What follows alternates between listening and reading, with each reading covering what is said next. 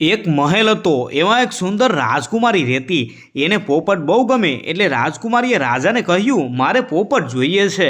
એ પણ બોલતો. રાજા વિચારમાં પડી ગયા કે રાજકુમારી માટે પોપટ ક્યાંથી લાવી દઉં. રાજાએ સૈનિકોને બોલાવ્યા અને આદેશ આપ્યો, સૈનિકો જાઓ, ગમે ત્યાંથી એક બોલતા પોપટની વ્યવસ્થા કરો અને જ્યાં સુધી એ ના મળે ત્યાં સુધી મહેલમાં પગ ના મૂકતા. હવે તો રાજાની સાથે સાથે સૈનિકો પણ વિચારમાં પડી ગયા, રાજકુમારી માટે બોલતો પોપટ લાવવો ક્યાંથી.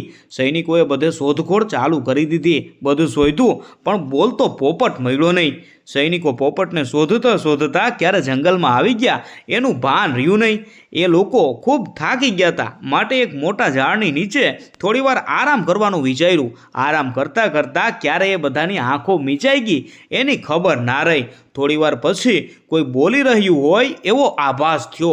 જે સૈનિકો સૂઈ ગયા હતા એમાંથી એક સૈનિકને કોઈ બોલતું હોય એવું લાગ્યું, પણ કોઈ આસપાસ દેખાયું નહીં. ચારે તરફ નજર નાખી પણ કોઈ દેખાયું નહીં. પછી જેવું ઉપર જોયું તો એક પોપટ ઝાડની ડાળી ઉપર બેઠો બેઠો વાતો કરી રહ્યો છે અને એ જ બોલી રહ્યો છે. એ જોઈ પેલો તો આશ્ચર્યમાં પડ્યો અને બીજી બાજુ હરખાયો. આ શું?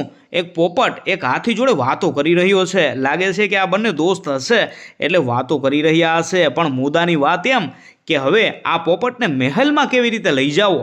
એનો દોસ્ત હાથી અમને બધાને મારી નાખશે. એ સૈનિકે પહેલાં તો બધાય સૈનિકોને ઉઠાડ્યા અને કોઈ યુક્તિ વિચારવાનું કીધું. થોડીવાર પછી એમાંથી એક સૈનિકને એક યુક્તિ સૂઝી કે આપણે 5 જણા તો હાથીને નહીં પહોંચી વળીએ, પણ હા, એક ઉપાય છે. એને બેહોશીવાળું ખાવાનું આપીએ તો કેવું સારું. જ્યારે હાથી અને પોપટ ખાવાનું ખાઈ રહે ત્યાર પછી હાથીને પડતો મૂકી અને પોપટને લઈ જાઉં. બધા સૈનિકોએ વાતમાં હા મિલાવી અને એ જ પ્રમાણે કર્યું. હાથી છે એ બેહોશ થયો. તરત જ સૈનિકો પોપટને લઈ અને મહેલમાં જવા માટે પ્રસ્થાન કર્યું. જ્યારે રાજકુમારી પોપટને જોવે છે તો ખુશ થઈ જાય છે. એને પિંજરામાં પૂરાયેલો પોપટ ખૂબ ગમ્યો. એ ખુશી પોપટને પોતાના કક્ષમાં લઈ જાય છે.